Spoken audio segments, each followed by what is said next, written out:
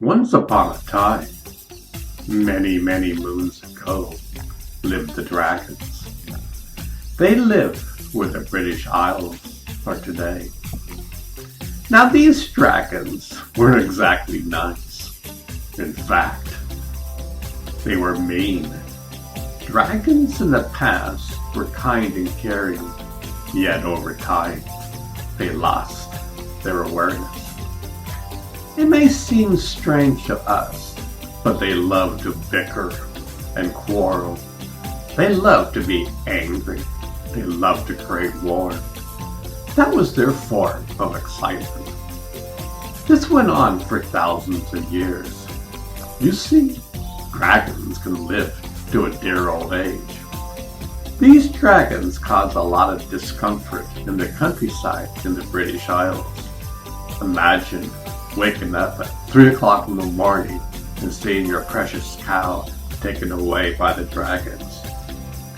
Man would hide all valuables and jewels. The dragons had a sixth sense to find them and steal them. It was true that dragons loved to hoard their wealth. Unfortunately, they couldn't do anything with them. They just loved to sit in their caves and sit on their wealth. Greed came upon them. They didn't know how to share with one another. Consequently, there was a lot of fighting with one another. It seemed like where life was miserable. There was no contentment in their life, no happiness or kindness, not even love. All the dragons were in the same empty boat. They were like ghosts where nothing could fill them up. No wonder man was fearful of the dragons. They were horrible beings. They were up to no good. Man had good reason to be wary of them. During the Crusades, man had the weapons to start fighting the dragons. It was not a glorious time for man and dragons. Many of the traits the dragons had, man embraced. It seemed like man and dragons, at this point in time, had misery in common. Both of them lost the true direction to find the hidden jewel inside. You can't blame them. They never knew it existed inside. The years went by, and the conflict never got better. It just got worse. The dragons were being hunted down and killed one by one. It wasn't a pretty sight. One day, a baby dragon was born during the darkest times. This dragon couldn't relate to anger, war, and greed. All the other dragons thought he was a misfit. All he wanted to do was have fun. He was extremely intelligent and had a lot of humor. He made other dragons laugh. The elders disapproved of this. When he learned to fly, he would go off alone and soar in the sky. He was free at that moment, not a care in the world. He loved that feeling. Somehow he knew that the true nature of a dragon is true freedom. He discovered that kindness, love, compassion, and patience was his true nature. Well, the old elder dragons did not like that at all. They told him that he had to stop this nonsense. You see, the other young dragons liked what they were seeing. They looked how Zoran, the young dragon, was turning their lives upside down. They thought that war, anger, and stealing was truly the way. Now, a young dragon, Zoran, clearly walked on a different path and didn't have a care in the world. Zoran's father had a huge pile of precious jewels, yet Zoran wasn't interested in the slightest. He told his dad the greatest jewels in the universe lie inside. Well, that didn't go over so well. Dad was furious. He was already furious and angry. Remember at that time, the dragons had quite the temper tantrums. Well, this was like putting gasoline on the fire. His dad exploded. Who do you think you are to say such a thing? Saran knew not to say anything. Sometimes it's wise to be silent. All of the other elders talked with one another about this situation. What are we going to do with Saran? He is wreaking havoc with his tribe. They decided to give him a little time to see if anything would change. Well, it didn't. Saran was moment by moment learning how to meditate. He was diving deeper than ever inside of the infinite ocean within. Now you see, these dragons are scared of water. They are fire dragons. Water will extinguish the fire within. Water will extinguish war, anger, and greed. They thought this was their true nature. Saran discovered something the entire dragon world didn't know. You are the universe. You just don't know it. Well, that was the final straw. They had a council meeting and decided to throw him out. He was still young for a dragon. He was 100 years old. You see, the dragons could live for thousands of years. So he was told to leave and never return. He was cast out of his home. But there's another story to this. A few young dragons decided to go secretly along with Saran on his grand adventure. Saran at this time was getting guidance within. One dark and moonless night, they flew out of the cave, never to return again. The rest is history. Saran hears the east might be a great place to go. They had high and magnificent mountains far from man and other dragons. Up until that time, dragons were extremely rare in the east. They were quite unknown. So they flew away into the darkness of night. The journey was just starting. They had no idea the steps they were going to take.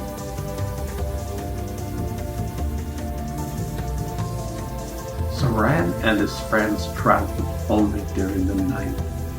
They didn't want other dragons or man to discover them on their flight. When they flew over the lakes, rivers, seas, and oceans, they would eat the fish along the way. Fish was extremely plentiful. They discovered it was tastier than cows. Furthermore, they didn't have to be worried stealing cows and being captured. Man was slowly learning how to trap the dragons. There were even dragon slayers as a profession. Times have changed. It took 3 solid months to arrive at their destination. They landed in the high mountains in Tibet, far from man and other dragons. It was winter time. They had to fly in fierce snowstorms and bitter winds. Fortunately, they were fire dragons who could keep warm. A water dragon might have frozen to death. Saran and friends found a beautiful cave to live in. It was huge and had an opening where they could fly in and out. So they set up camp and called it home. Well, winters last for a long time in Tibet, especially at high altitudes. You can only have so much external conversation with one another. Saran taught them how to meditate. It was slow going at first. None of the dragons realized how powerful the mind was. Saran simply instructed them to follow their breath. The dragons thought this should be easy. They learned that was more difficult than learning how to fly. You see, even for dragons, flying took time and effort. You had to work at it. They say conquering your mind is the most difficult thing in the universe. Well, The young dragons will completely agree. Since it was winter time, they had all the times in their life. Slowly, they took small baby steps along the way. When winter was over, they took to the skies. They loved the external and internal feelings of flying. Wow, I'm free. I'm not bound to anything. The seasons came and went. Winter has arrived again. They spent their time in meditation. Imagine this went on for hundreds of years. Zoran and his friends were discovering they were the universe. The universe existed inside of them. They were truly discovering their true nature. They were becoming wise. They knew how to laugh and play. They truly enjoyed each other's company. These dragons lost their old egos from the past. They became the first master dragons of their time. Mind you, for their time, dragons are eternal. They are timeless. Zoran and his friends discovered that their true essence was the universe. Well, one day, an incident occurred. While the dragons were flying and having a merry good time, some small youngsters saw the dragons in the sky. They got very excited. They heard old folk tales from their ancestors about dragons flying in the sky. As youngsters, they didn't want to worry their parents. Their moms and dads already had too much on their plate.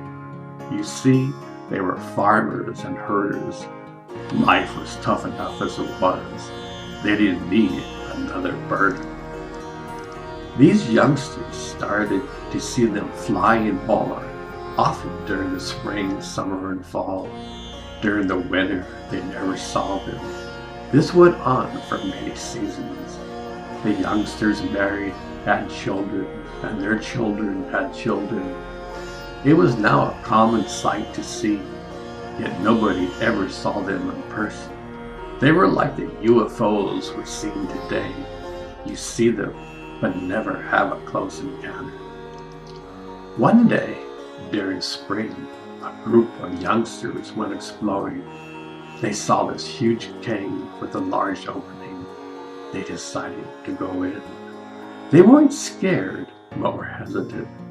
Slowly, they walked, step by step, into the cave. To their amazement, they saw Zoran and his friends meditating. It was a sight to behold. They weren't scared at all. In fact, they were so happy and full of love. They had never experienced anything quite like it. The dragons woke up and saw the children sitting there with their eyes wide open. They couldn't believe what they saw. Now the dragons don't speak their language, but they have the capability for non-verbal communication. This means without saying words, the children could hear from inside of them what the dragons said. The children never saw such a thing like this before. This started a brand new life for the children. They were told, don't tell anyone else. Someday, when this time is right, we will show ourselves to the village. These children came back day after day. The dragons took them on flying rides, which are still being talked about today. Imagine flying on the backs of the dragons. They never experienced such freedom and joy. The dragons slowly taught them how to meditate. They taught them and showed them that kindness, love, and compassion is the true way to live. They did not preach or try to convince anyone. The dragons were pure and didn't have anything to prove, yet their essence rubbed off on the youngsters. Slowly, over time, they embraced these qualities. Mind you, this was a time in Tibet, in China, where war was all around. The same problems that existed in the West existed in the East. Generation after generation, the youngsters migrated to the dragons. The parents and grandparents knew what was going on. They have spent precious time with the dragons and took their wisdom into their daily life. You see, the spiritual path is the most practical path. These small villages were becoming wise. One was a young boy named Confucius. He was seeing this transformation from the dragons and put them into practice. He discovered a system that is still in place in China today. All his wisdom came from spending time with the dragons. He then carried it on his journey in life, and we have a great tradition today.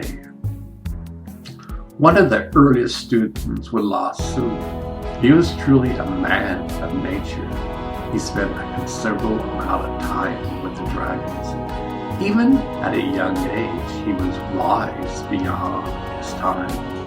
Even the dragons were amused at his knowledge and wisdom. At times, it seemed that his wisdom was beyond theirs. Mind you, these dragons were thousands of years old. Lao Tzu was only around 10 years old. Needless to say, there was great friendship and understanding with each other.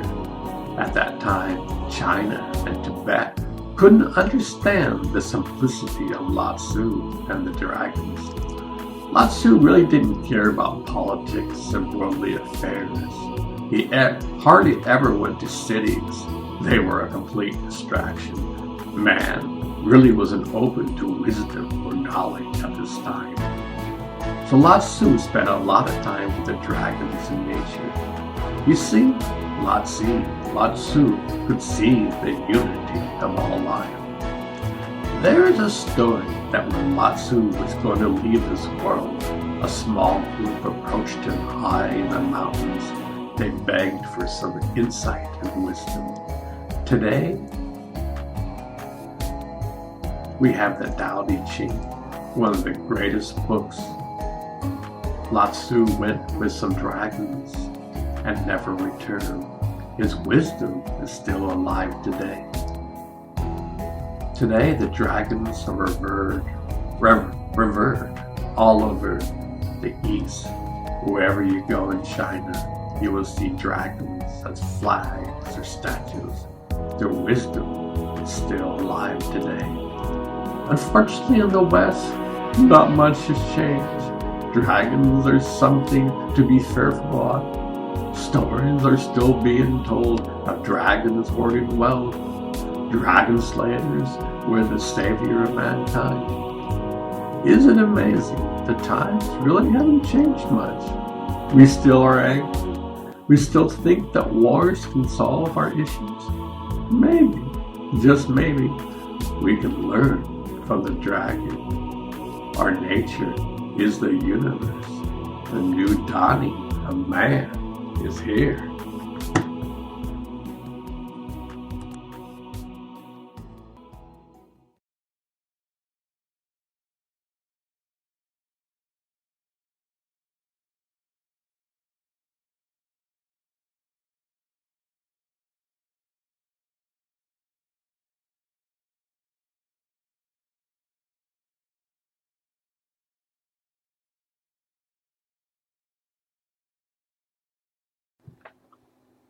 The jeweler and the thief. Well, let's continue with this incredible story.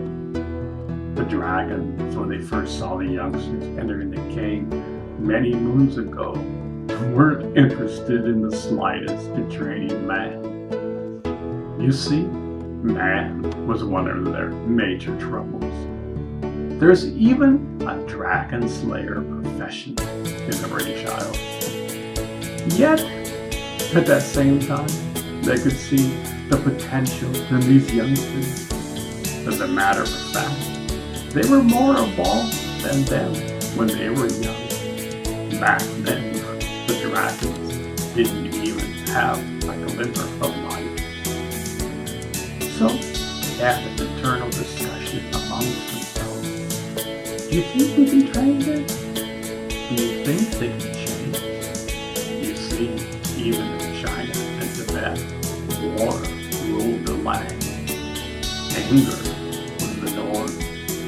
Mind you, these youngsters had a combination of light and darkness. They could see both sides of the coin. So the dragons decided to train them. Now their training wasn't like today. Today, children in school are bored. They are taught to use just memory. They are taught to remember facts. They are not taught to use your mind and think. The dragons are experts in this field. They are the master wizards of Hogwarts today. In fact, they are thousands of years ahead in development. Hogwarts teachers would be in nursery school. The dragons would have an advanced PhD studies in the universe. They were off the charts. The dragons had a unique style of teaching. You could say it was revolutionary today. They taught by using games, play, and fireside chats. The first game they taught was hide and seek. This was a very practical game. They had a series of talks about the universe. They were taught that the universe existed inside of them. Well, to be frank, that was completely over their heads. They couldn't even understand one word. So the dragons played a game of hide and seek. The dragons would hide. The youngsters closed their eyes and counted to 10. 1, 2,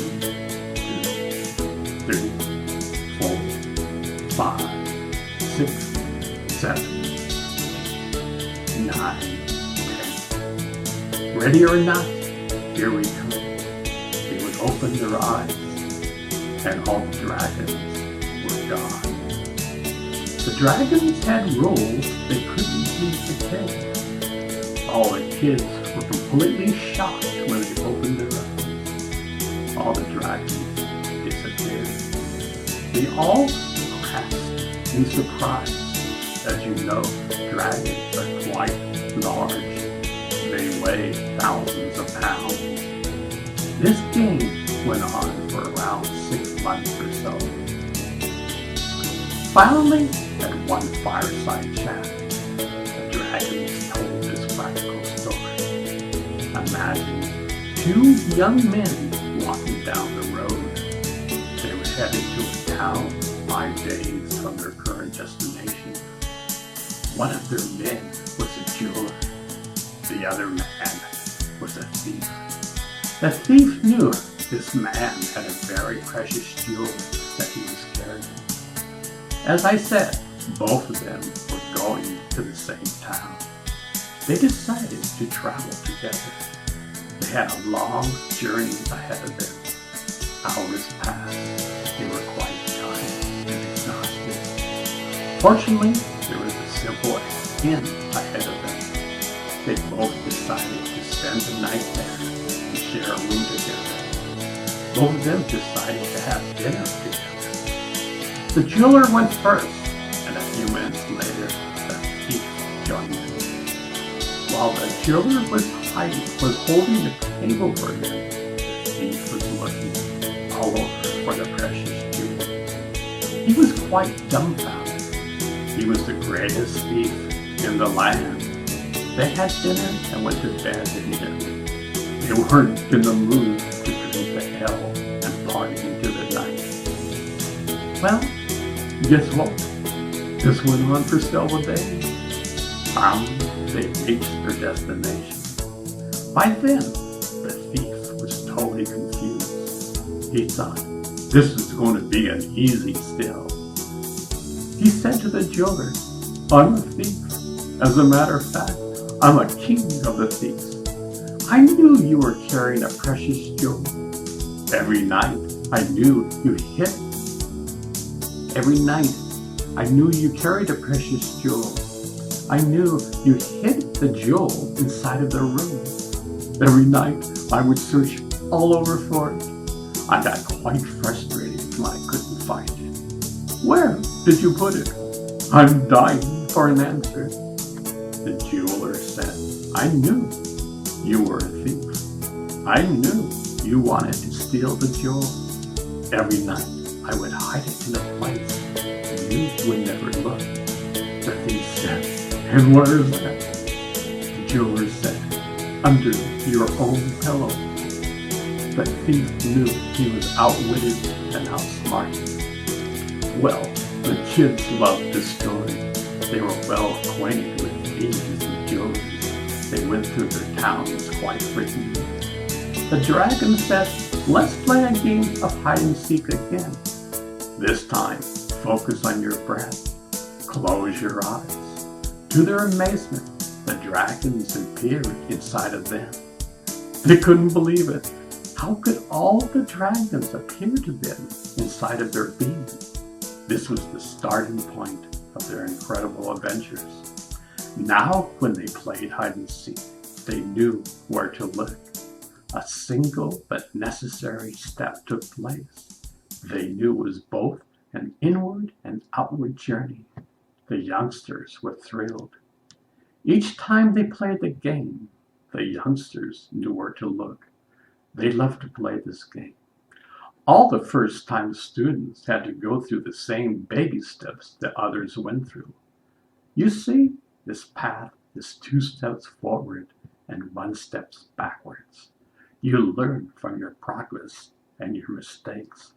Never give up.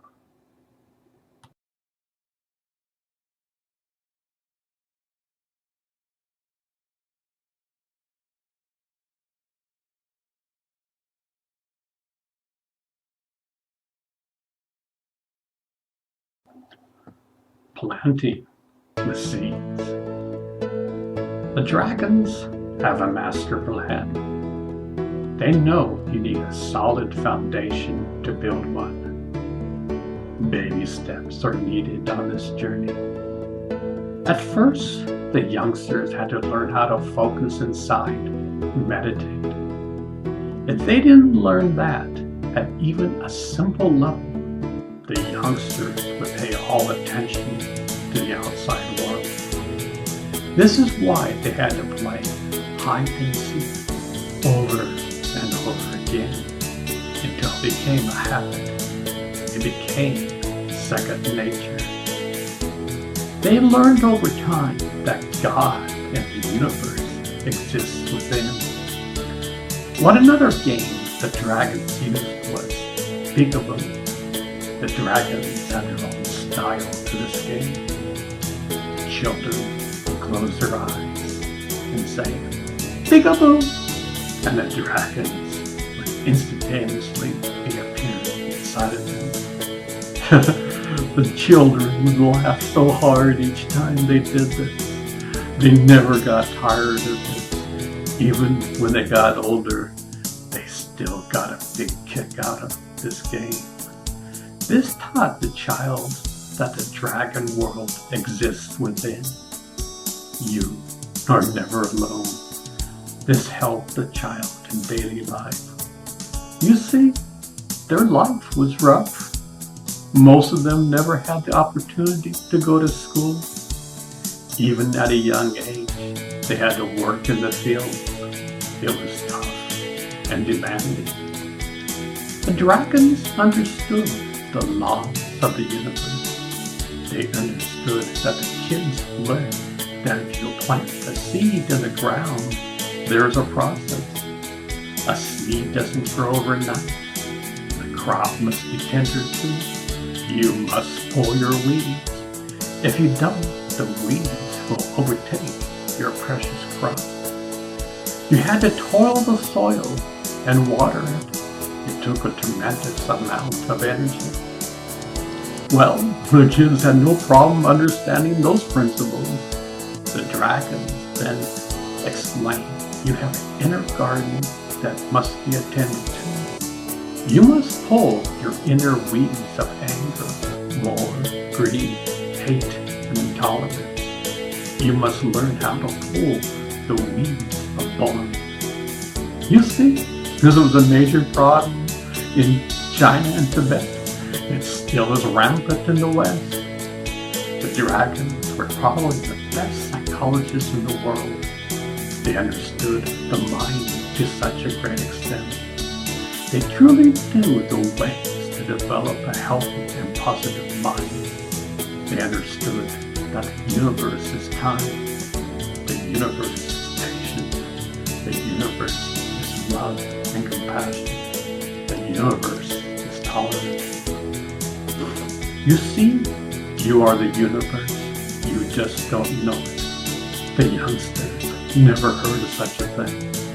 They're only used to see war, bickering, and anger. Sure, at times they experience a little happiness, but they never knew that they could change their emotional state. They didn't have to be angry to bully other people around. The kids learn how to truly transform themselves. The dragons taught them how to hesitate before they speak. They taught them to be conscious of what they spoke. They were taught, if something is negative, don't say it. They understood it was placing more wood on the fire. The dragons knew about bullying. Remember, they were bullied all throughout their lives. Remember, this was one reason they left. There was this little innocent girl named Pima. Pima's name means lotus. She was like a lotus, very pure. Because she was pure and innocent, the boys loved to taunt her and bully her. She constantly had to endure this. The dragons were quite aware of her pain. Anyway, to make a long story short, they came up with a master plan. The next time the boys tried to bully her, the dragons would come to her rescue and roar. I mean, roar. It could be heard all over the valley. The bullies would run away in fear. Pima was so kind in nature, she would console the bullies and they would become best of friends. One by one, the bullies were transformed. They became students with the dragons and were transformed. It's kind of funny that modern day psychologists didn't embrace positive mental health until the 1980s. They only taught about the ailments of the mind. The East has been teaching and learning for thousands of years. There was even a rumor that Buddha learned from the dragons. He got his learning from the inner dimension.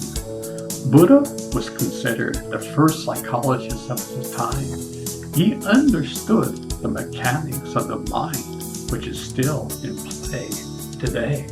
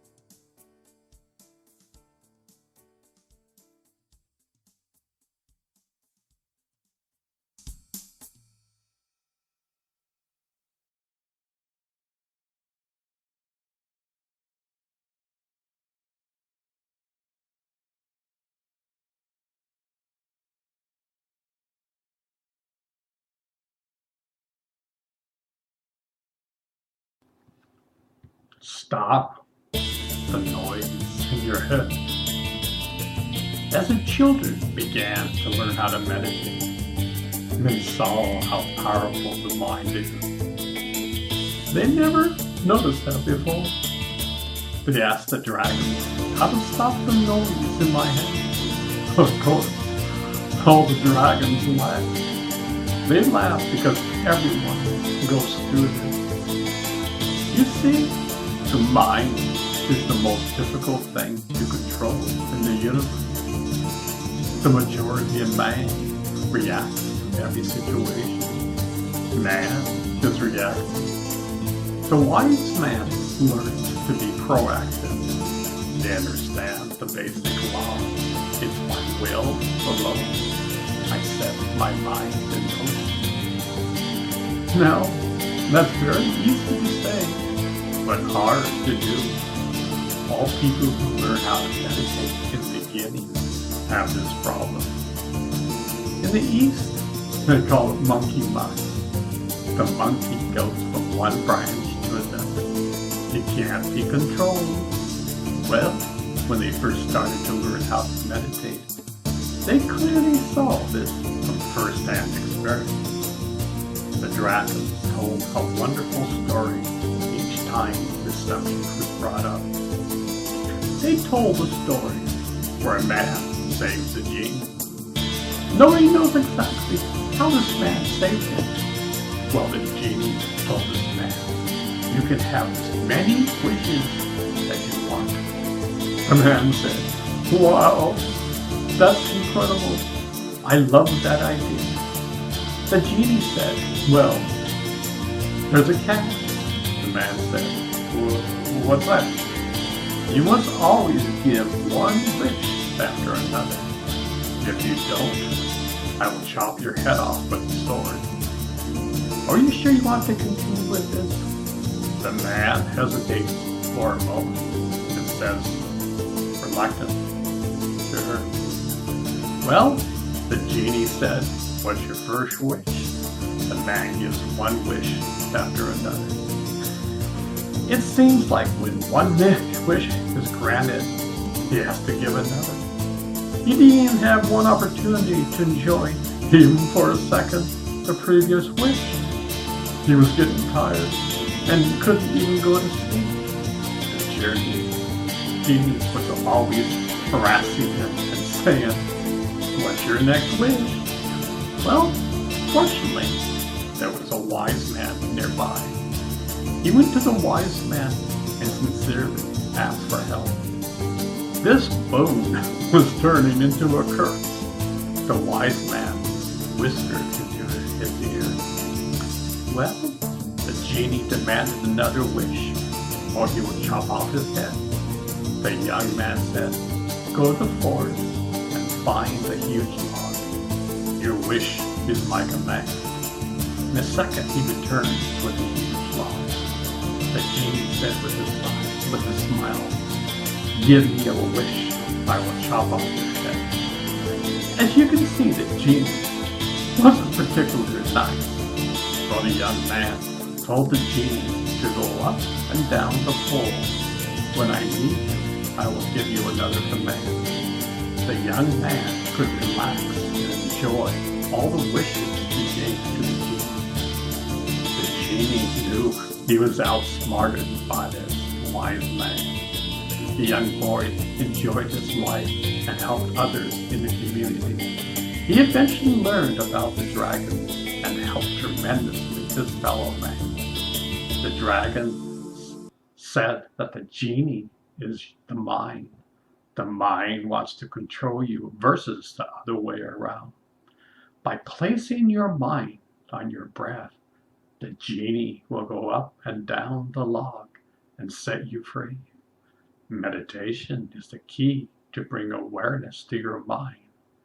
The mind is either your friend or foe. Everyone in the universe has to learn how to control the mind.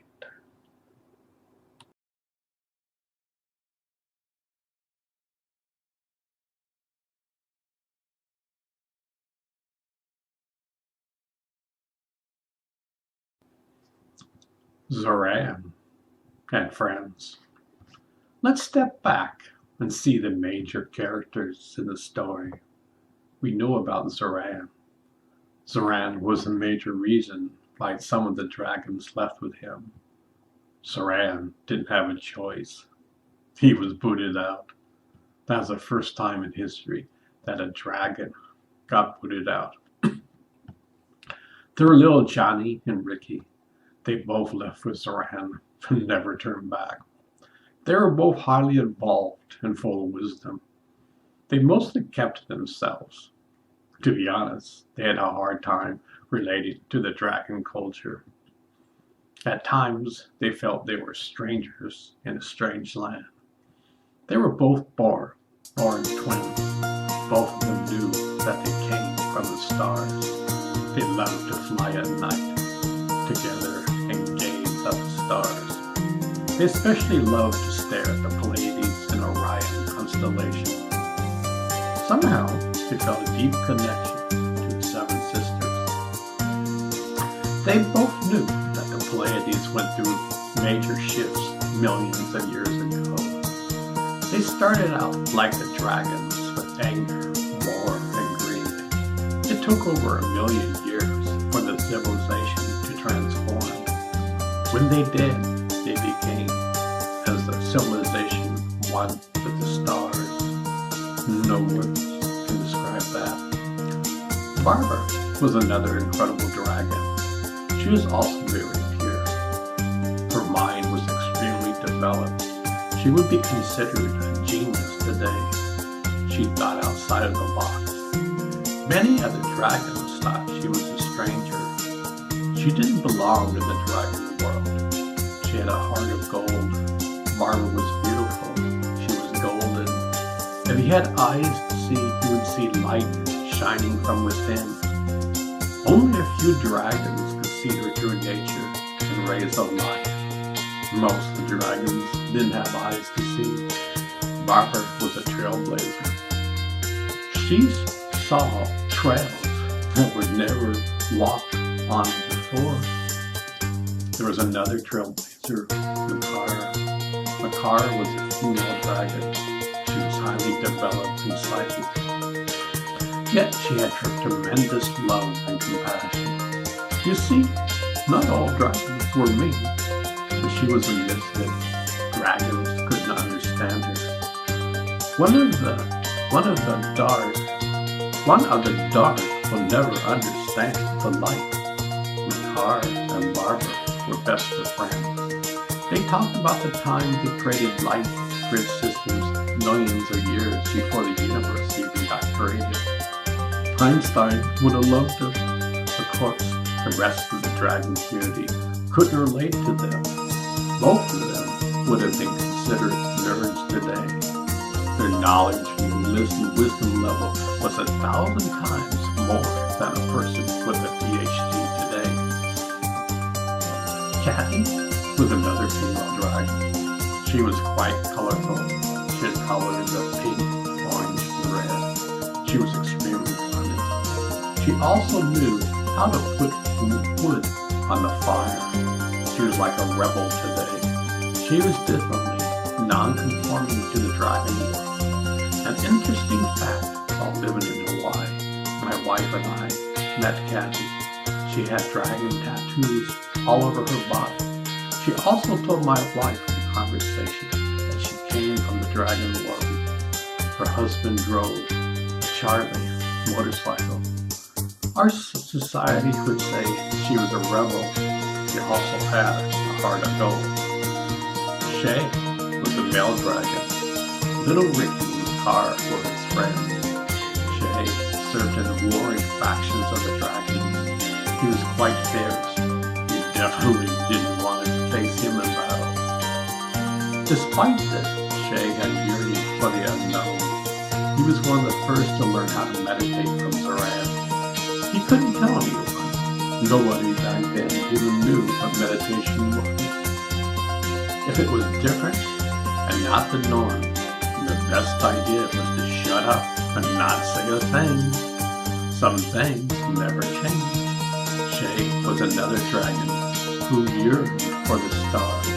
Both Zoran and Shay loved to fly at night and gaze at the stars. Both of them knew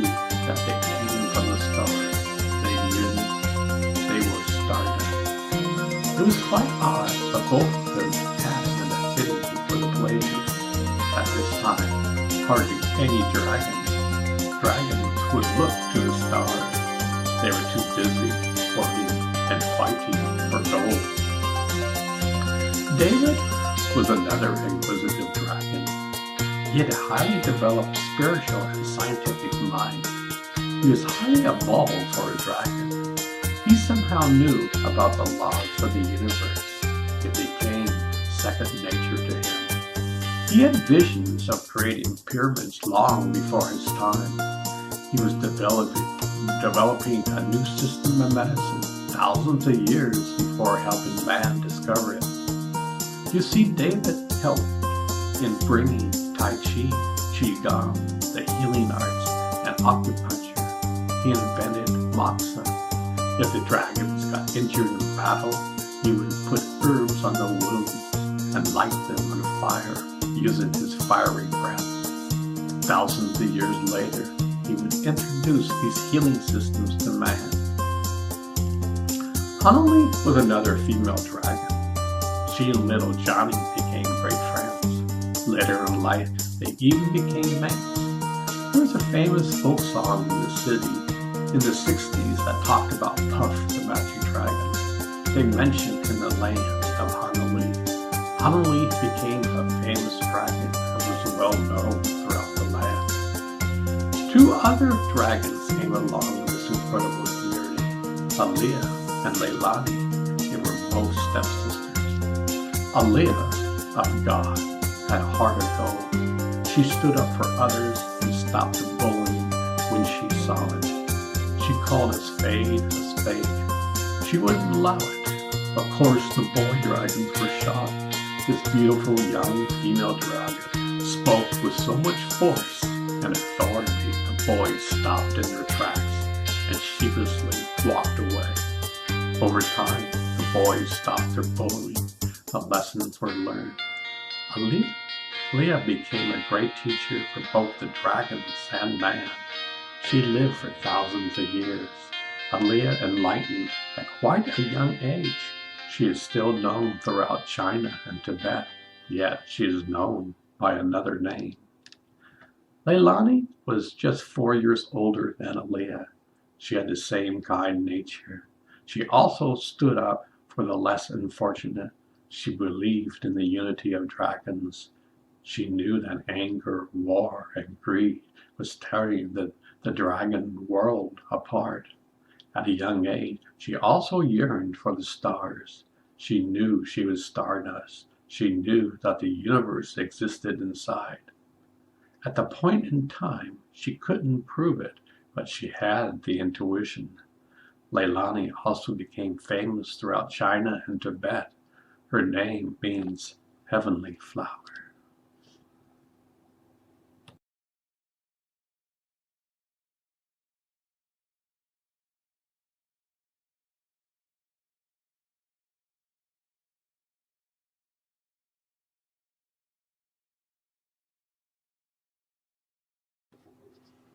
The frog in the well. You are the universe. You just don't know it. This is the central theme of the dragons. They reached the growth of awareness where they became the sun, moon, and stars, and were walking around in dragon bodies. They realized they were eternal. They were beyond time and space.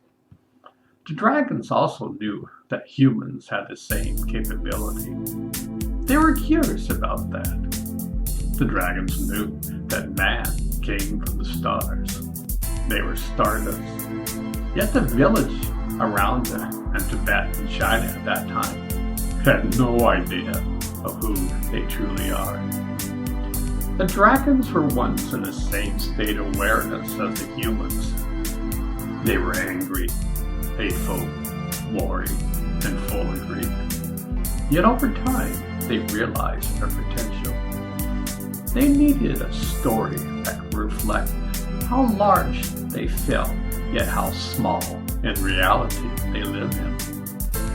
So, there goes the story. Once upon a time, a frog lived in a well.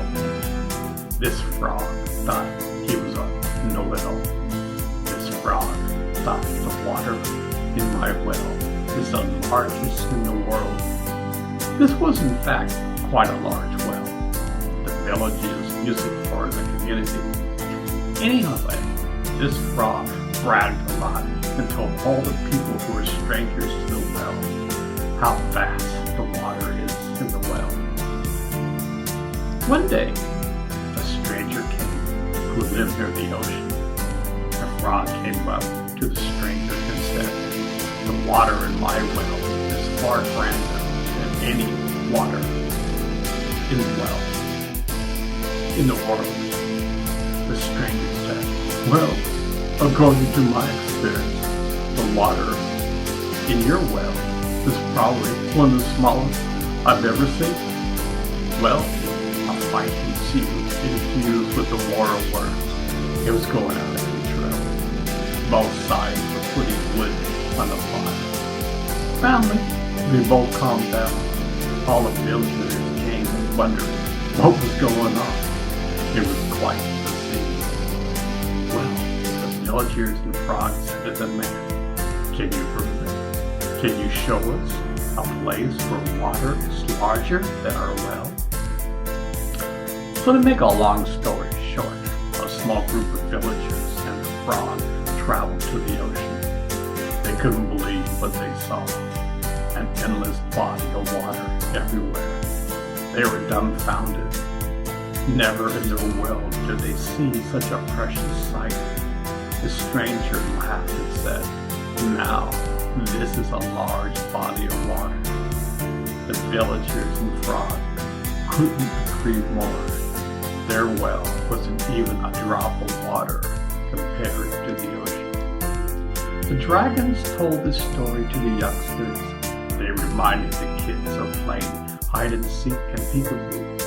The dragons would appear to them inside. Well, the dragon said, "This is the frog in the well. This is the starting point in your incredible journey of life. Inside of you lies the infinite ocean of love. You have the potential to tap into this. In fact, you are this ocean. This is your true nature.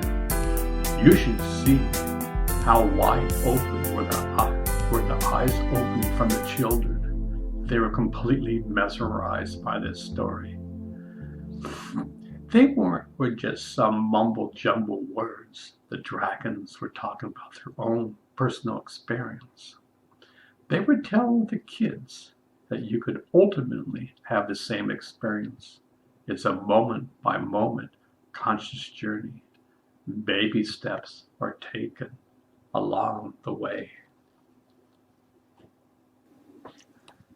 Flying with dragons. It's a known fact that all dragons love to fly. Even mean dragons. Flying and dragons go together. Yes, dragons spend a tremendous amount of time in a cave. Yet, they were born to fly. Isn't it amazing? They weigh thousands of pounds, yet they fly with so much grace. Flying is part of their nature. They are like the modern day surfers today. Both of them capture the true feelings of freedom and being alive. Zoran and the other dragons love to fly in Tibet and China. They love to soar over the high Himalayan mountains. It was cold but refreshing to them. At times they would go out on a moonless night at midnight. They would get mesmerized by the stars twinkling in the night sky. The nighttime was the safest time to fly. They still had memories of dragons being captured and killed during the daylight hours. Dragons love to soar high above and then swoop down, going as fast as they can. that someday, at some point, they would change direction. If they didn't know, you know that the dragons know what would happen. They love the feelings of being on the edge of life and death. Sounds like big wave riders today. At some point in the early days, the youngsters would beg little Ricky and little Johnny for a ride. You see, they were experts at flying. In fact, they would have gotten gold medals if they had a sports competition today. They were kind of reluctant at first. They didn't want to be responsible for hurting or killing anyone. But they decided to go ahead and try. They at first just gave simple joyrides. Somehow a saddle was designed. Thanks to David the Dragon, he always had something practical that he conceived from his mind. Archie, the Thunderbolt, was the first one to fly with little Ricky. Champa was on little Johnny's back. Java was a girl, and Dorothy was a girl. Both of them couldn't believe that they were chosen. In fact, behind the scenes, straws were chosen for each child. The dragons didn't know to choose who to choose on the maiden voyage. Well, it was a dark and moonless night. It was perfect conditions to take Torchy on Joppa for a ride. Well, little Ricky and Johnny walked to the entrance of the cave. All the other dragons and children followed them to the entrance. Everyone was so excited. It was summertime, and it was a perfect night to fly. Johnny and Ricky looked at each other and both winked. Admittedly, they took off and flew high into the sky. It was a sight to behold. All the children were laughing and giggling with delight. All the other dragons were so happy. Finally, the youngsters could experience such a great freedom. This starts the grand adventures of youngsters and dragons flying together. Zoran uses as a great teaching tool. He asked the youngsters after they got back, "So, how does that feel?" Each time the youngsters said it was freedom. "I felt completely free." Zoran would see that the feeling comes from inside of you. Flying triggered that feeling. You can have that feeling even when you are toiling the soil in the field. Slowly, they would have a complete understanding of what he was saying. Zoran loved to use practical experience to convey his message. He felt that laughter is the best medicine in life. Laugh at your problems. They may not disappear, but at least they won't bother you. Laughter is the key to life. When little Ricky and little Johnny lived in the British Isles at times, little Ricky would get irritated by small things. His twin brother would start to laugh. Of course, this made little Ricky more irritated. At some point in time, something snapped inside of little Ricky, and he would start laughing. Little Ricky wondered why he got irritated in the first place. Even back then, they were trying to be aware and conscious moment by moment. These flying adventures took place for thousands of years. The feelings never changed. Man and dragons were meant to fly together. This was the golden age of man and dragons.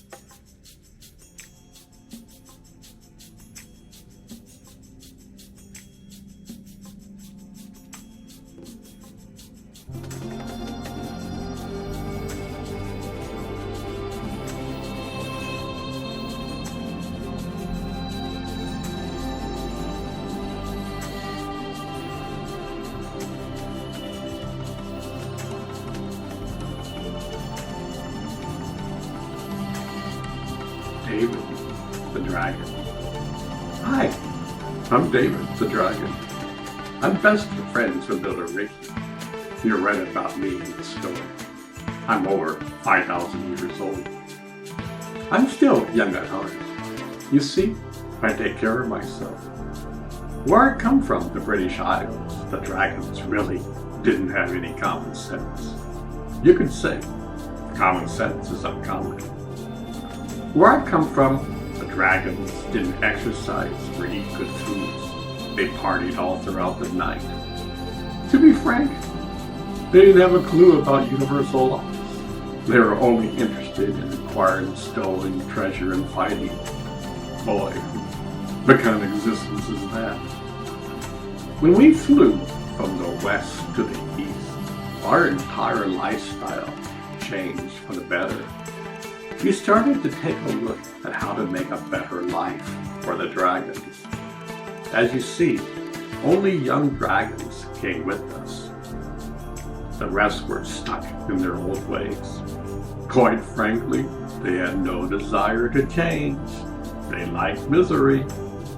Well, we decided to have a grand adventure. We learned how to meditate in Zoran, and the rest is history. We learned very young that life is an external and internal adventure. Bet you nobody told you that. We came to a point where we could see energy all around us and in us, that there was a block over time. Disease would take place. You see, in the bodies of humans and dragons lie a vast number of rivers and streams. In a healthy body, these rivers and streams are flowing properly. But the more ones have a life out of balance, these rivers and streams get clogged up and don't flow properly. The water over time becomes stagnant and mosquitoes can fester. This is where disease manifests. Here's an example of anger. When a person is always angry, this blocks the rivers and streams inside the body. Over time, the body becomes angry and can fight against itself. You call this cancer. Cancer is angry cells. We discovered a long time ago that by using needles at a certain point on the body, we can begin to block the rivers and streams. Yet the acupuncturist can help to unblock these dams. Yet it's up to you to change, modify, and learn how to be healthy. In the West, you go to a doctor and take the medicine. Your symptoms go away. Your drugs have side effects. The patient takes no responsibility. No wonder your system is messed up. A wise person begins to listen within and change accordingly. This person realizes that proper rest is the key. In the West, sleep and rest is sort of a nuisance. They don't have the understanding of how important it is. In order for the body to heal and repair, it needs rest. Period. We live such a fast pace, we have forgotten why we need sleep and rest in the first place. The acupuncture during this time had an easy job. He knew how to break the dam and let the waters flow properly. He might give some healing herbs to the child. The child understood completely that the acupuncturist could only assist so far in the process. She knew that it was up to her to follow through and live day by day the natural laws of life. You see, their culture was understanding and practicing every moment these natural laws. Unfortunately, in our world, today's man has lost touch with his true nature. Consequently, disease is quite common. Our herbs that are given out are organic and have no side effects. They're extremely beneficial in helping the body to balance. Your Western medicine has extreme side effects and can cause death. Listen to the commercials today and you will hear a lovely voice telling all the side effects that drugs have. They are concerned to make a profit. That is the bottom line. No, kids, listen to this story. Only your generation can change this wacky system. You can look at different and natural ways. You can see chemicals are the least effective ways for healing. Their scientists know about energy, but at the present moment, only a few doctors are researching about the power of energy. This is where acupuncture comes in. In the future, there will be myriads of different discoveries and inventions. The more a society becomes more aware, the more the discoveries can occur. You see, only in an open society can change occur for the better. These new discoveries can be used for good, or they can be a complete disaster. The nuclear bomb is a prime example. The genie got loose, and now the world is trying to find out how to rein in the genie. You see, your world has a lot to learn. Imagine most of the world is looking externally, but the jewel lies within. You need a balance between the external and internal. Millions of people are waking up to this fact. At a certain point in time, when humanity truly understands this, your inventions will be so-called a miracle in life. In fact, they aren't miracles in life, but your understanding is at a different level. Your cell phone would be considered a gift from God 500 years ago. I bet each one of you kids knows how to operate one. You have no problems with that. In the same way, the more you understand the laws of the universe, more incredible inventions will come your way. Nature wants to give her incredible gifts, but you have to be in sync to receive them. Anger, war, and greed will never be the way to discover these gifts. For thousands of years, war is not the answer. It has never solved anything and never will. Only the kids can truly change for the better. Hopefully, you will listen to this story and remember your generation can change for the better. The seeds have been planted many millions of years ago. You can be the fruit that can change this world. Remember, you are never alone. Someday you will realize this. You will see that all of humanity and the dragons are in the same boat together. You are the universe. You just don't know it.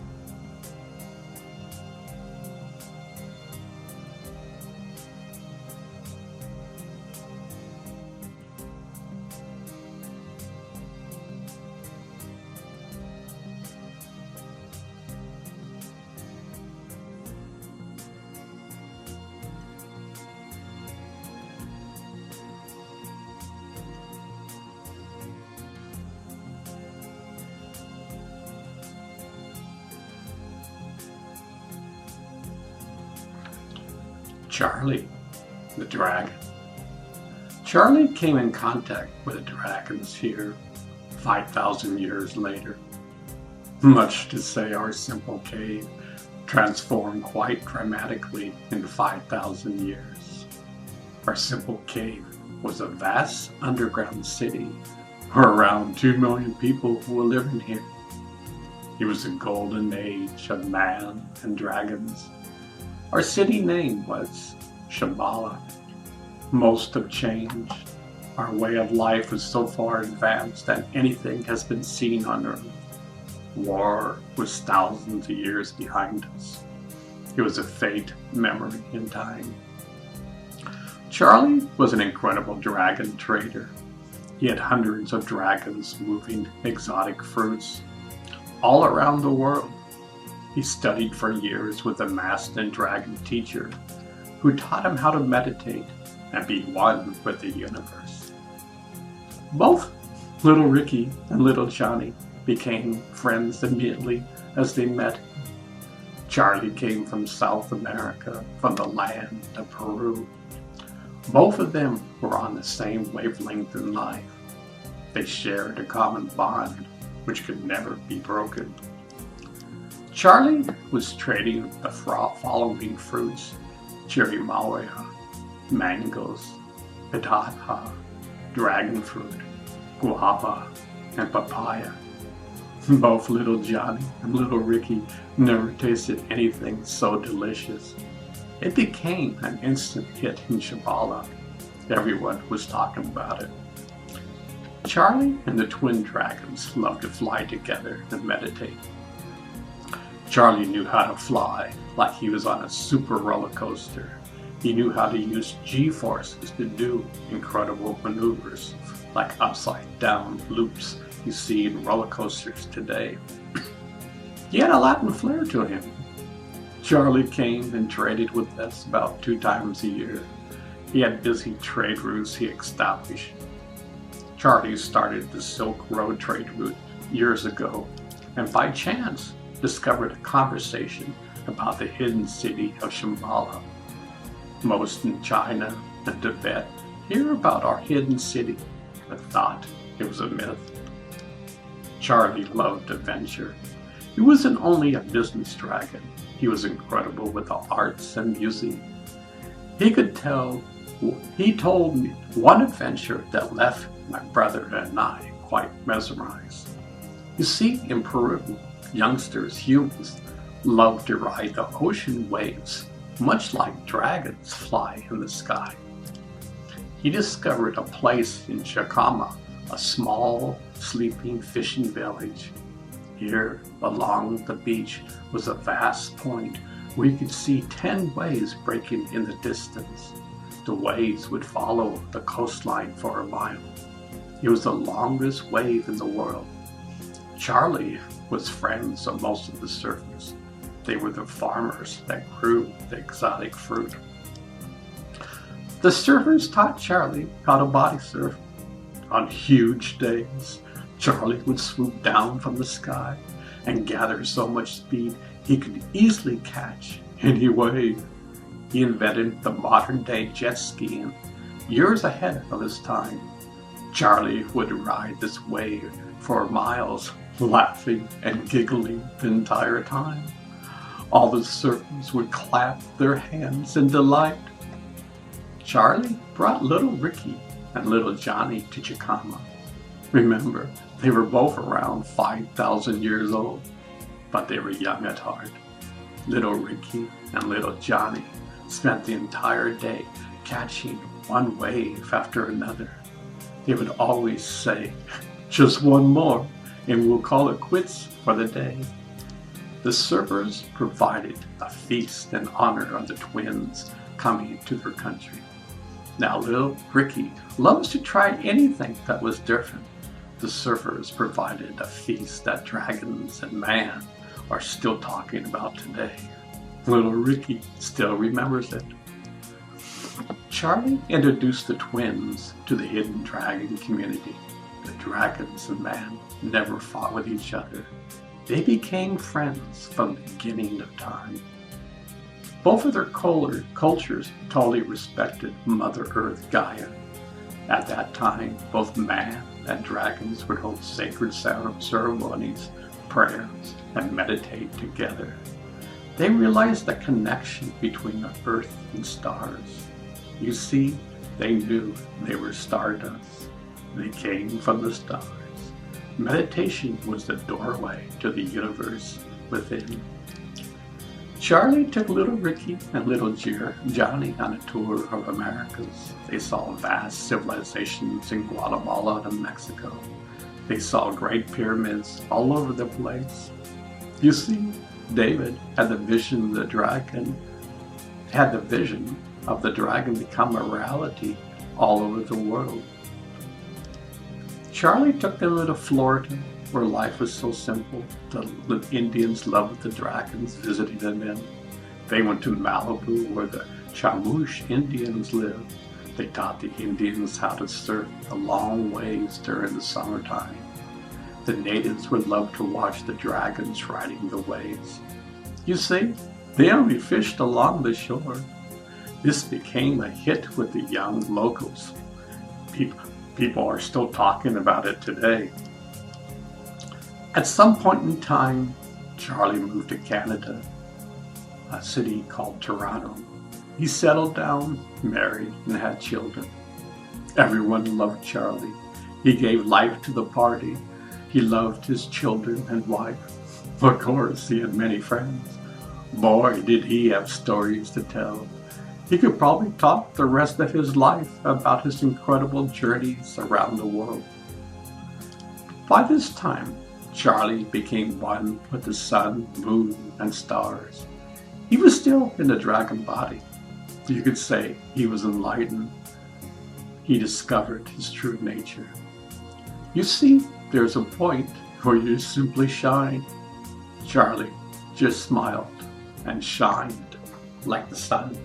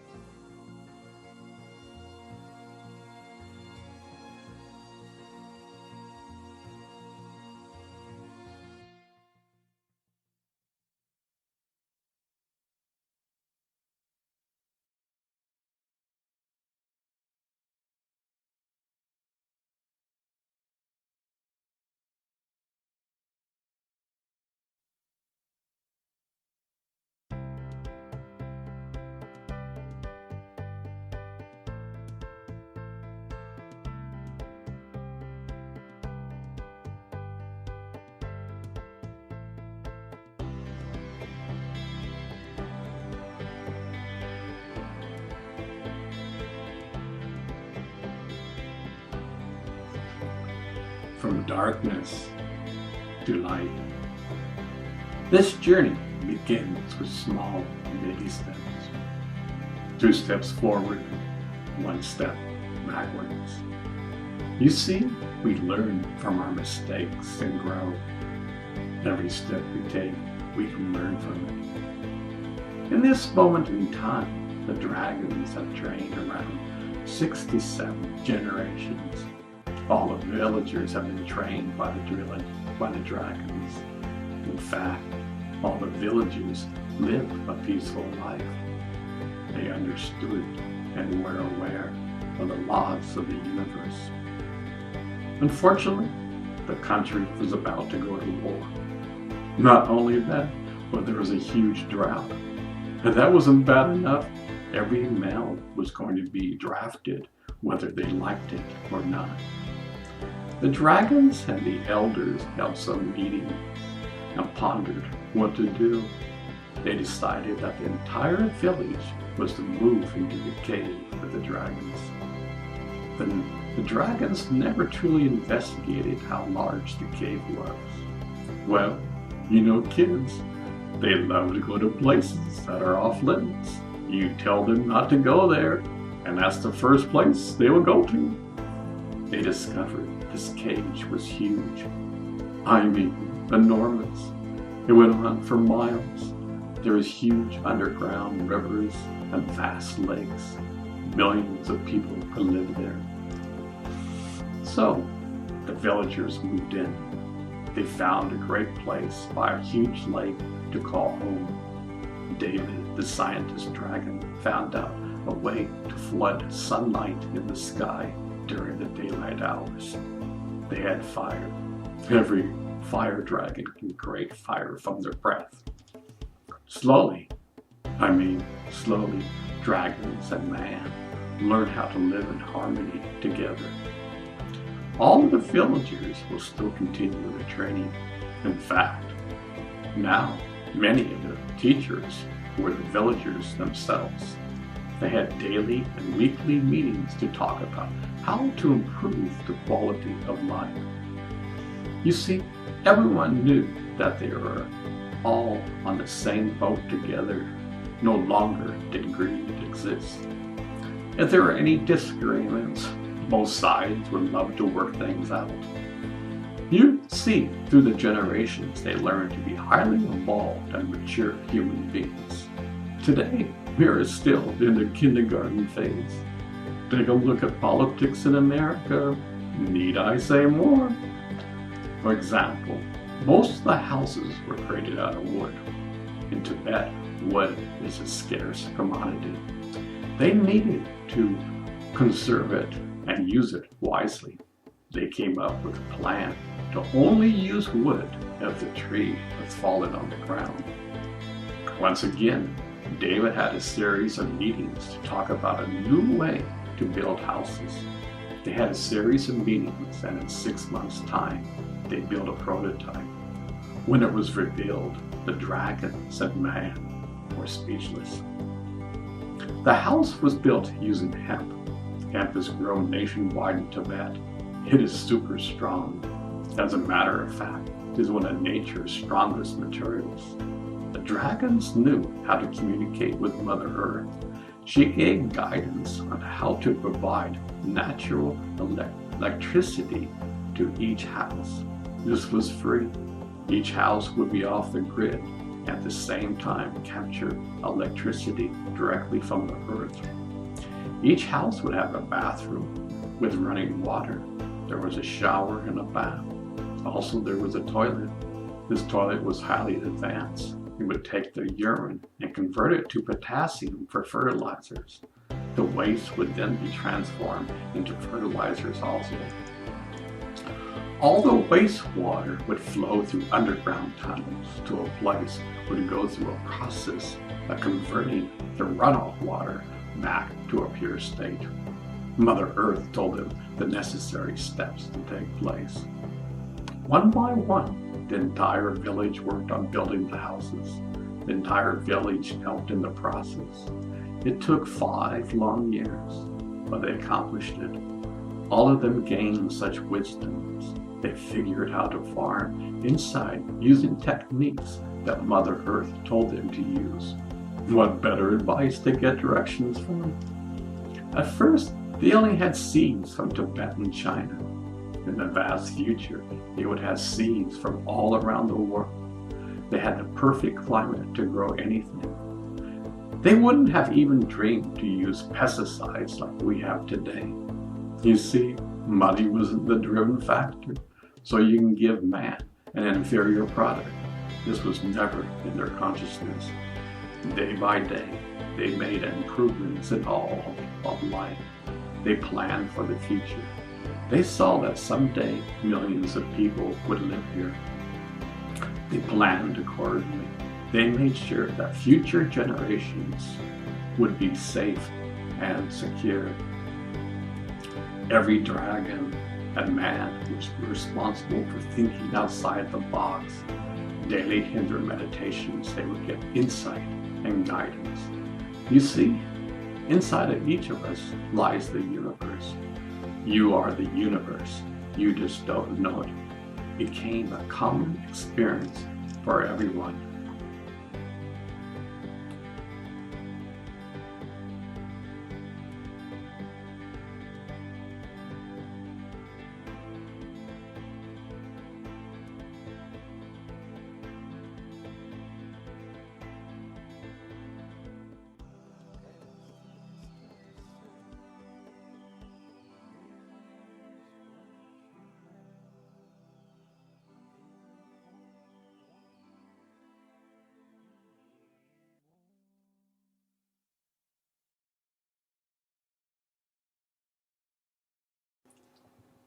The Golden Rule. The main motto for the dragon world was as follows: do not impose on others what you do not wish for yourself. In the Bible it is written, do unto others as you would have them do unto you.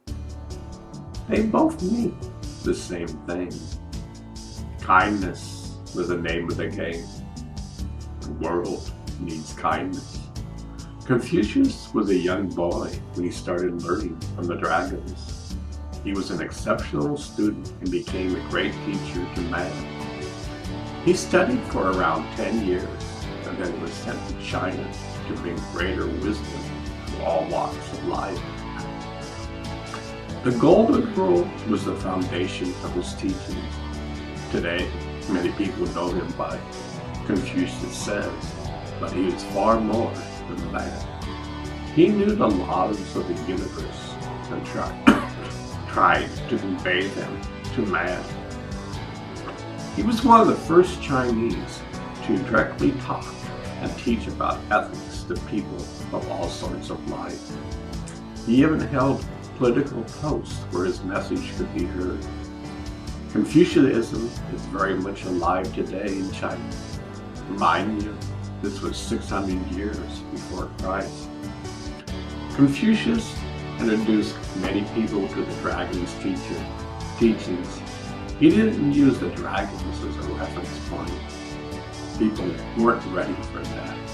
Yet he gave many blessings to thousands of people to live and study with the dragon. They got a precious letter introducing them to the dragons. Confucius signed the letter, so the dragons and man knew that Confucius endorsed the student. Also, Confucius would help people who had lost their homes in times of war. China was struggling. Chaos was all around. Thousands of people were helped by him. The underground dragon world leaped in bounds with thousands of refugees and students arriving. The dragon world was smart. They knew that this was going to happen. As you know, they prepared for the future.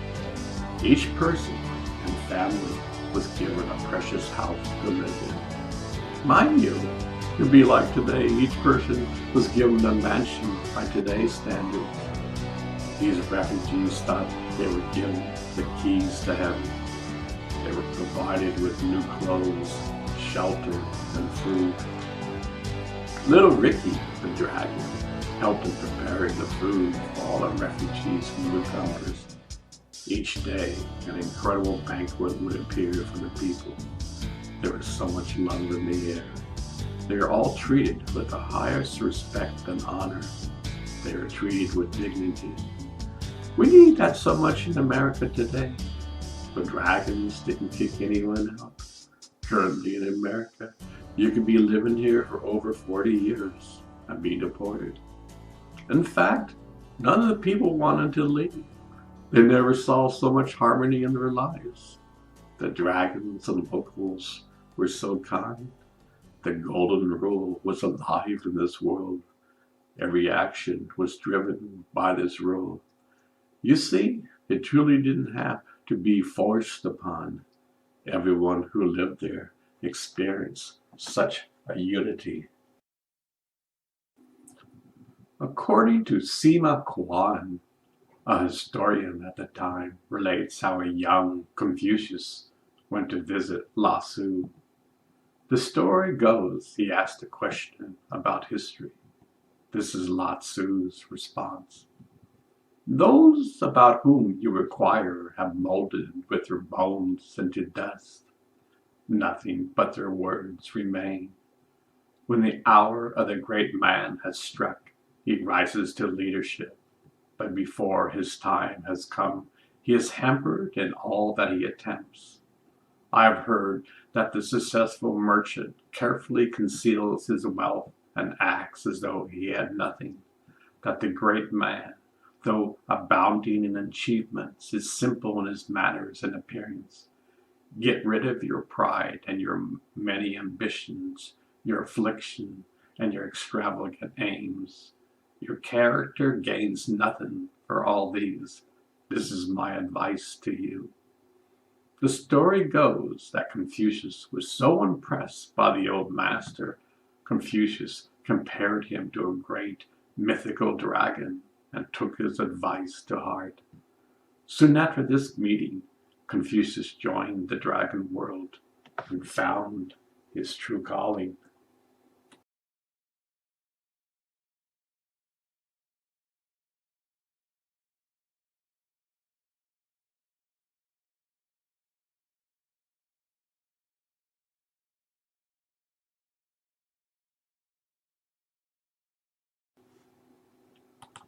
The Christ.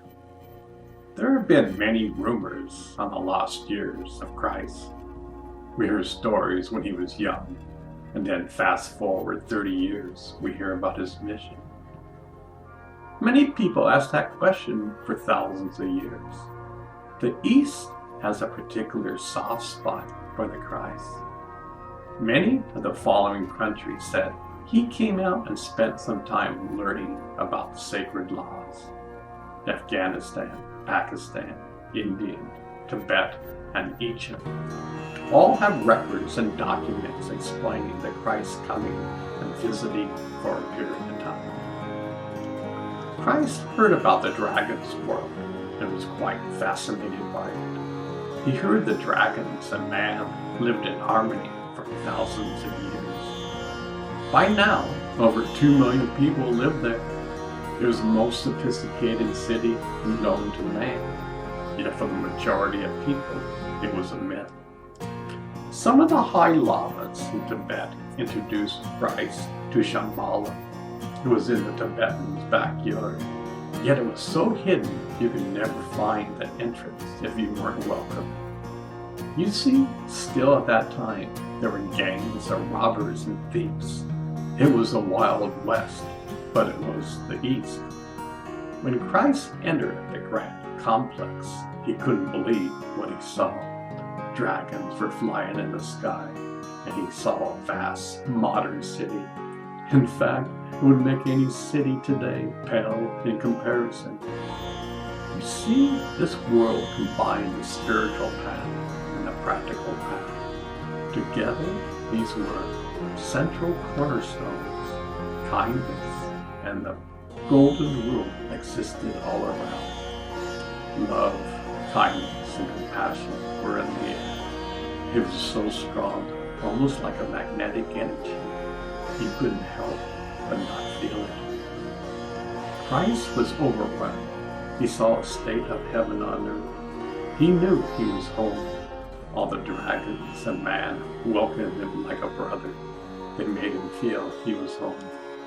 Many great banquets were held in his honor. Laughter and humor filled the air. The dragons and man introduced him to the great mystery school. He spent 10 years studying and learning. Mind you, the dragons have been there for over 5,000 years. They have an incredible amount of knowledge to share. This was the most evolved mystery school in the land. Imagine having a city over 2 million and having no crime, no police force or military, no greed nor war.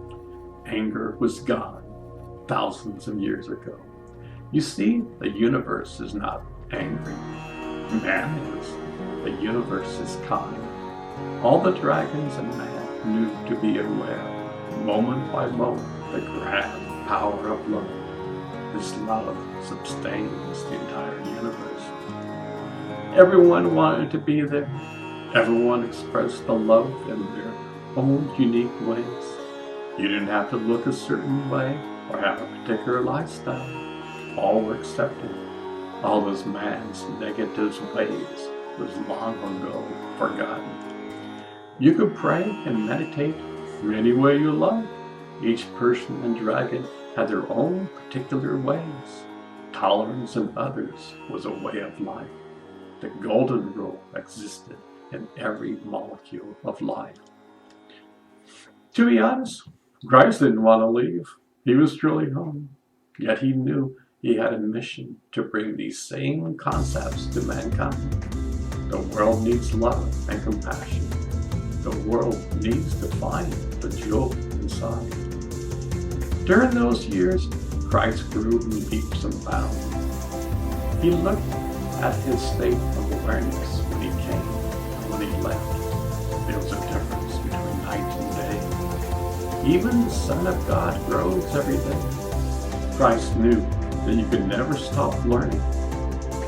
Even the universe is continuing to expand and grow.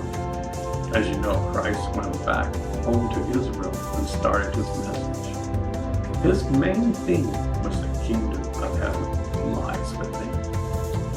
The Romans weren't quite open to that message. They were the rulers of the time. The Romans were quite ruthless and caused an incredible amount of violence throughout the land. The ultimate punishment was putting an innocent man on the cross. This was the dark ages of man. Fast forward today, when it's still the dark ages. Peace will come on this earth. The world should have been blown up by now. A new dawning has occurred. Man will discover his true nature. Man will find the jewel in him. Mark my words, millions of people are waking up. The sunrise is occurring in man. Christ's message will never die. It is eternal. There is so much hope. Remember that the city of Shambhala is still alive. You can solve this great mystery by looking inside.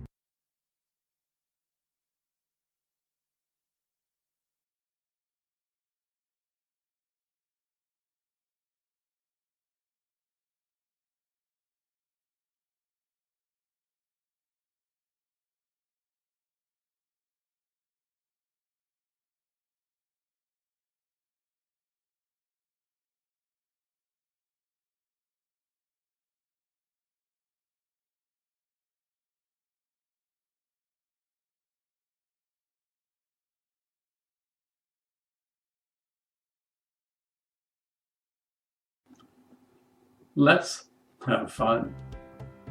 Boy, did the dragons and man know how to have fun. They had a stadium that could seat the entire population of 2 million. They had all sorts of events going on. Everything from musical concerts, poetry reading, group meditations, and so much more. Everyone loved coming to the station. Each week, something new occurred. For the city of 2 million, you could never get bored. People ultimately came from all around the world. Everyone would love to see such diversity. The music scene was unreal. There were hundreds of varieties of music. You see, music comes from the universe, and each person has a unique way to express it. The children who loved to go to the parks around town. Each child would point towards the sky and create a rainbow. Each rainbow had a certain melody that was playing. So imagine 100 children creating an orchestra in the sky. Bach and Beethoven would have been proud. Adults would love to gather in the park every morning and do Tai Chi and Qigong. Imagine this practice is still done in China today. Every adult was an incredible master. Any one of them could have led the class. They learned when they hardly knew how to walk. Grace and precision led the way. The dragons gave the youngsters incredible roller coaster rides. Imagine a roller coaster that was alive and screaming and laughing with you while you're on your ride. After the ride, the youngsters would bow to the dragons with delight. You see, it was a once-in-a-lifetime experience. This was their initiation into the oneness between man and dragons. It was quite the initiation. The youngsters knew how to treasure the inner and outer worlds at a young age. The poetry reading was a hit for all age levels. People would gather in the cafes drinking their teas and partying to the night. They were enamored by the spoken and unspoken word. The poet knew how to truly communicate. Of course, the youngsters loved the storytellers. Every Friday night, all across the city, stories were told in public places. Imagine hearing stories that have been told for thousands of years. Each week, a new story could be told. Something incredible was always going on. The youngsters never grew tired about hearing about their ancestry and the ancient stories. These storytelling sessions were like watching TVs. The kids would close their eyes, and incredible visions would appear to them. It was as if they were a part of the story being told. It's hard to describe, but when they went back in time and they could witness the story taking place. All this wisdom was captured inside. You see, each dragon and man knew how to tap into the DNA of life. Imagine the entire encyclopedia of the universe was stored in your DNA. A part of your DNA is quantum. In our world today, we don't have an instrument to detect it yet, but we will. This is the building blocks of the universe. Everyone loved to learn about science. In the West, we have learned to disconnect from it. Only a few people in our present-day world are interested. Back then, they didn't have science deniers. Each person realized the laboratory existed inside of them. The universe was open and willing to hand out her secrets. No matter what your age was, you were extremely inquisitive about life. The food scene was quite unreal. Today you go to a restaurant and enjoy a fine meal. Yet behind the scenes, chaos is happening. Anger and frustration for the many cooks are going into the food. Disharmony is everywhere. Profits are to be made. The quality and ingredients can be marginal. The dragons would not believe watching Top Chef. You ever stop and watch? It's quite a different world from theirs. The dish may look good, but it's plastic in comparison compared to the dragon world. You see, in the dragon world, love, kindness, and compassion is the main ingredient. Without that, your dish is not worth serving. You may have the best ingredients in the world, but without love and kindness, your dish is not worth eating. The dragon world was 1,000 times more advanced in the makeup of energy throughout the universe. Anger and frustration literally are harmful to the human body. The disease occurs when the human body is not balanced between the mind, body, and soul. We have so much to learn today. At the Dragon World restaurants, the cooks and chefs knew this. They knew all about food. It came from their DNA. Each dish was served from their DNA knowledge. A family would walk in, and each chef knew exactly what combinations of ingredients to make a meal for each member at the table. Imagine the cooks and chefs having a merry, good old time. Singing, laughter, and humor were in the air. They cooked their meals as if the Lord himself was going to dine there. In their eyes, it was. Everyone was having a grand time. Celebrations were in the air. Each restaurant had a different flair to it. You can never get bored. Every day was a celebration of life. Everyone looked forward when new refugees came. They wanted to bestow upon them the blessings of life. Many of them had to escape for their lives. War is a tragedy. It can mark scars for life. Every refugee was bestowed with kindness. To be a matter of fact, it didn't take long for their worst memories to go away. Each newcomer was treated with utmost respect, not unlike America today.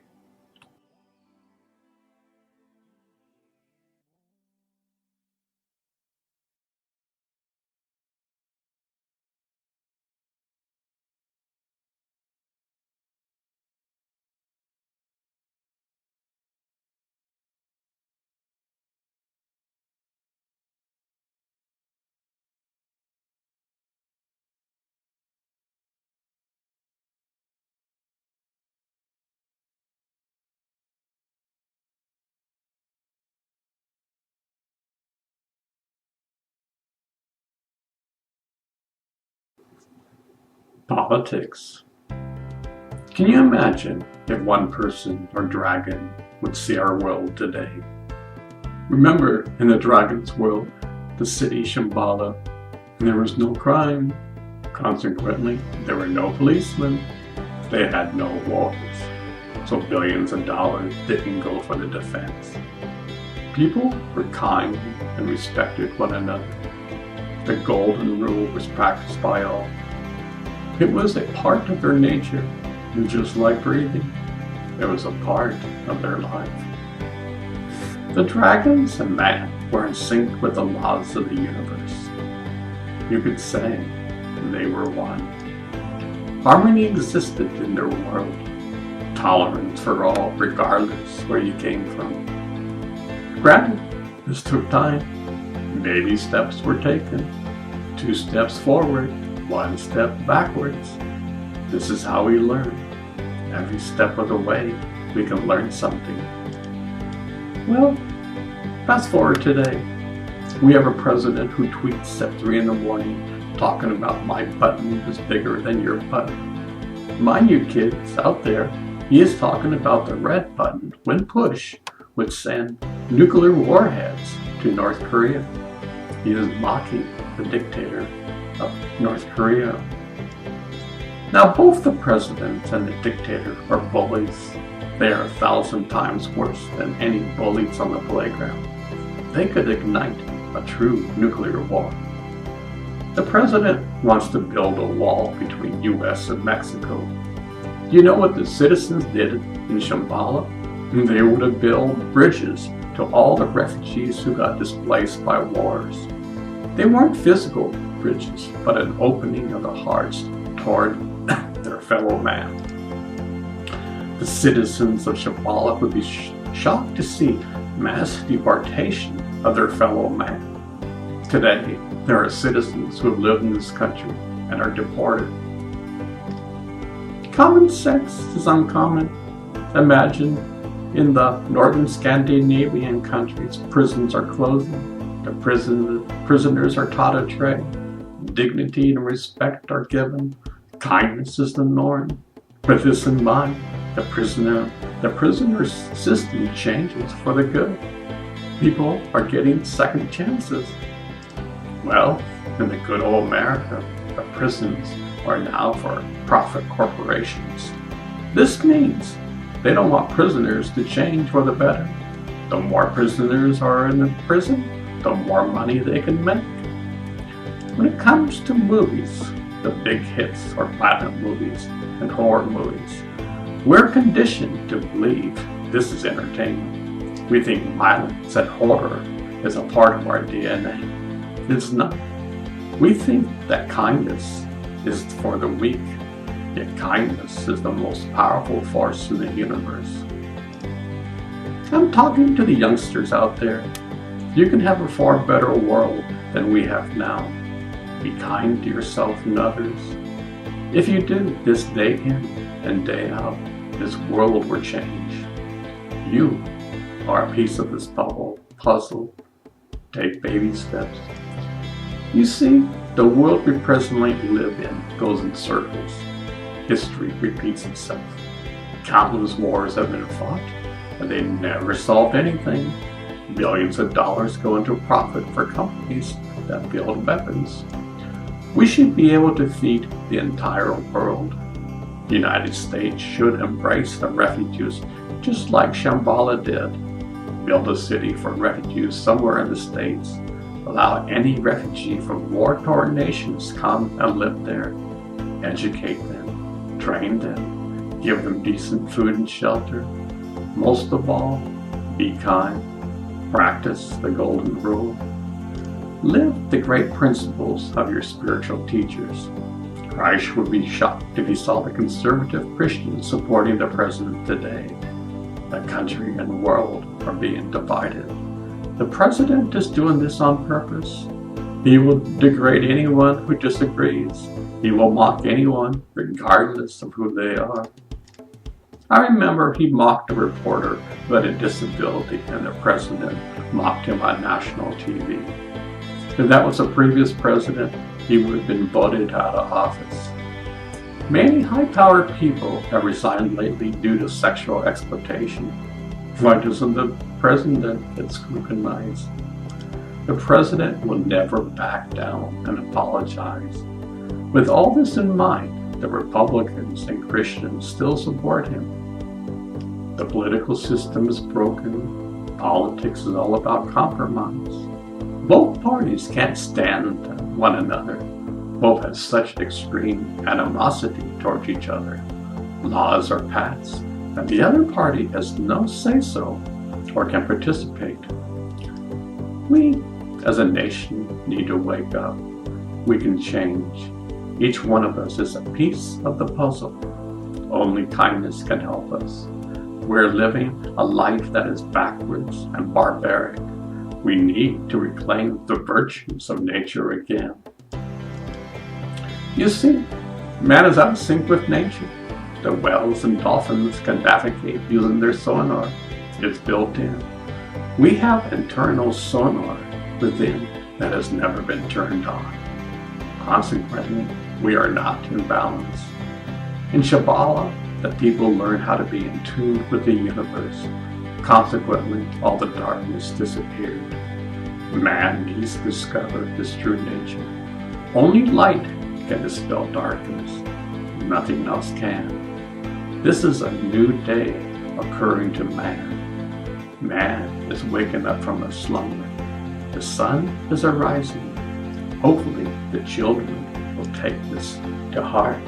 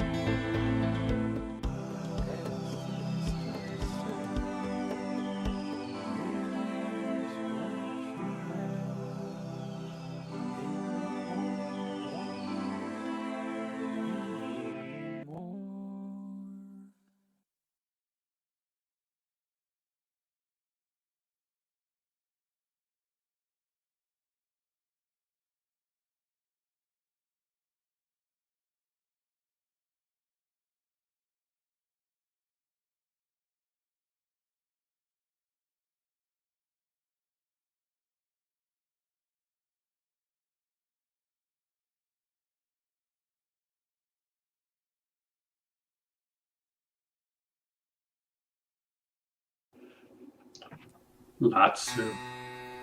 One of the earliest students was Lao-Tzu. He was truly a man of nature. He spent a considerable amount of time with the dragons. Even at a young age, he was wise beyond his time. Even the dragons were amazed at his knowledge and wisdom. At times, it seemed that his wisdom was beyond theirs. Mind you, these dragons were thousands of years old. Lao-Tzu was only around 10 years old. Needless to say, there was great friendship and understanding with each other. At that time, China and Tibet couldn't understand the simplicity of Lao-Tzu and the dragons. Lao-Tzu really didn't care about politics and worldly affairs. He hardly ever went to cities. They were a complete distraction. Man wasn't open to wisdom or knowledge at this time. So Lao-Tzu spent a lot of times with the dragon of nature. You see, Lao-Tzu could see the unity of all life. There is a story when Lao-Tzu was going to leave this world, a small group approached him high in the mountains. They begged for some insight and wisdom. Today, we are the Tao Te Ching, one of the greatest books today. Lao-Tzu went with some dragons and never returned.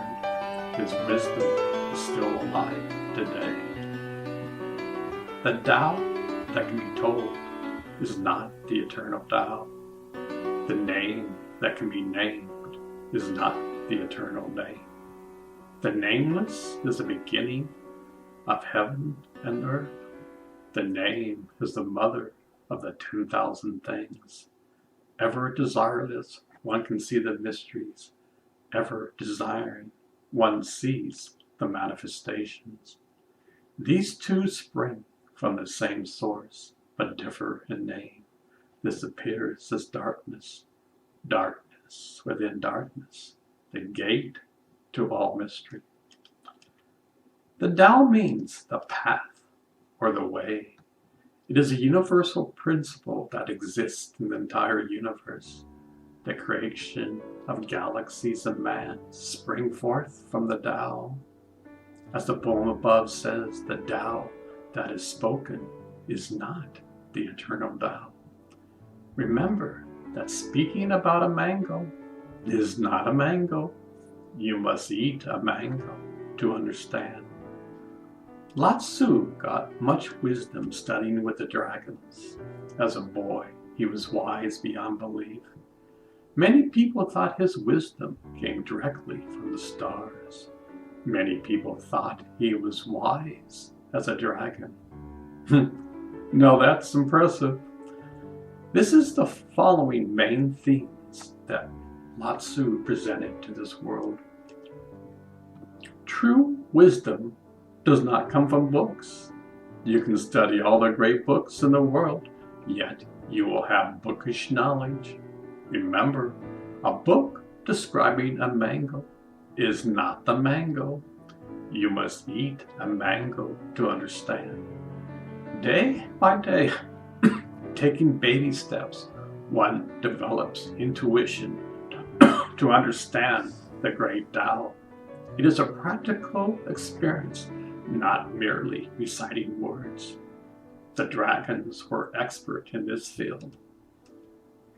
Two dualities exist in the universe. There is a push-pull energy that exists in the entire universe. For every action, there is an opposite and equal reaction.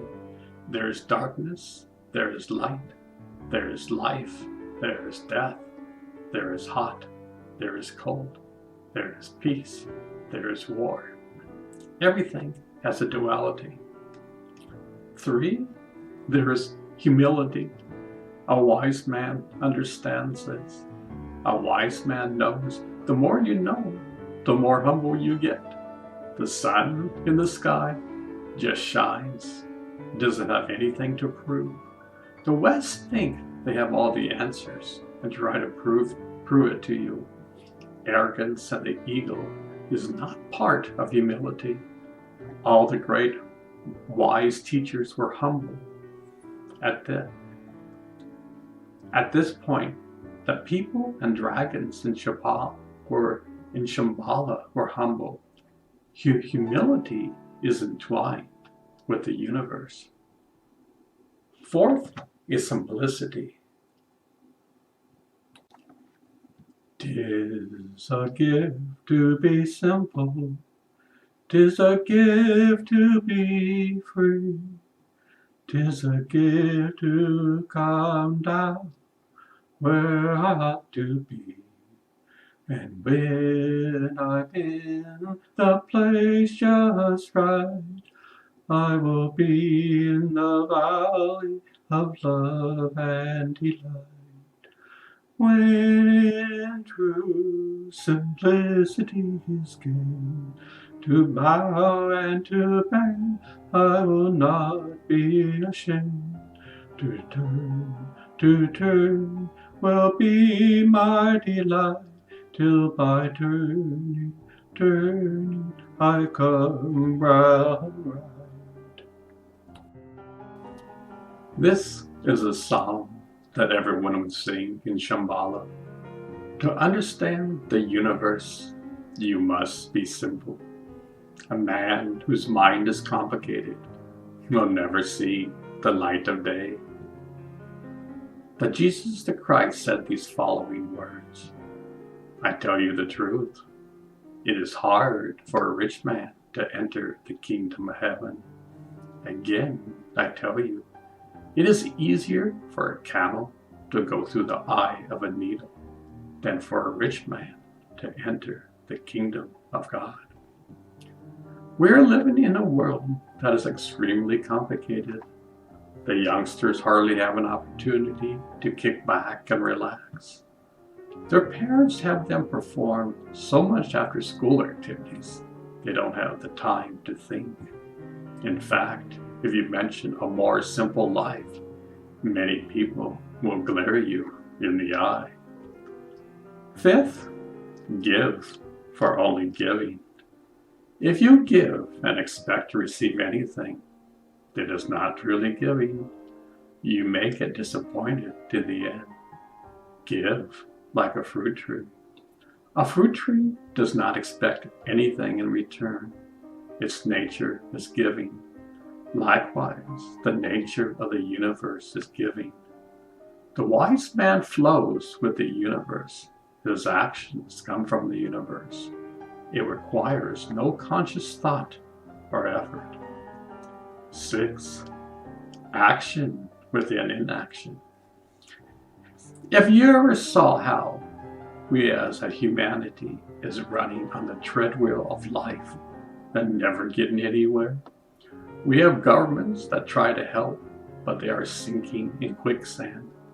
Everyone is trying to swim upstream. The wise man understands the laws of nature and lets the river glide him downstream. No effort is needed. It seems like today, the more effort we take, the greater the struggle is in life. Most of the great masters of the past understood this key point. They knew the less one did, the more you accomplish. They were in sync with the laws of the universe. Meditation is an art to go inside and discover these practical laws. Everyone can be a Harry Potter. You are a true wizard. Last but not least, violence and conflict will never solve anything. It will not provide fruits on the tree of life. Violence and war are obsolete. How many times does mankind have to go on the same merry-go-round? Around and around we go. It's like a broken record. Around and around and around we go. War, war, and war. The only way out of this mess is to embrace the universe. The jewel lies inside of your heart. It doesn't matter who you are and what you've done in life. You can change for the better. You have free will. With your free will, you can use it to find your true nature. Remember, you are the universe. You just don't know it.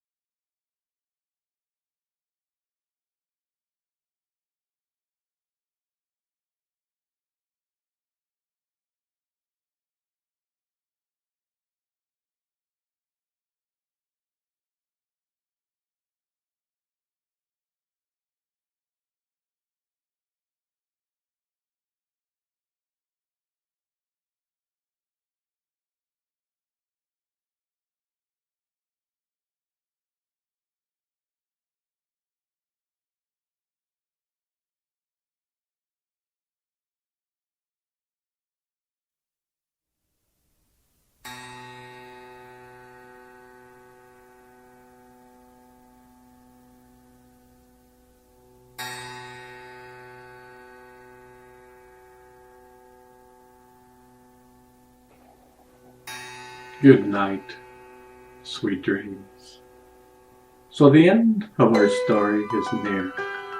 You see the cave is still there, but no one is living there. The entire city disappeared into the night. Not a scratch of evidence appears that the huge city even existed.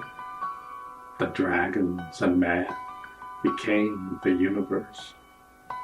When you look at the stars at night, you see them twinkling and waving to you.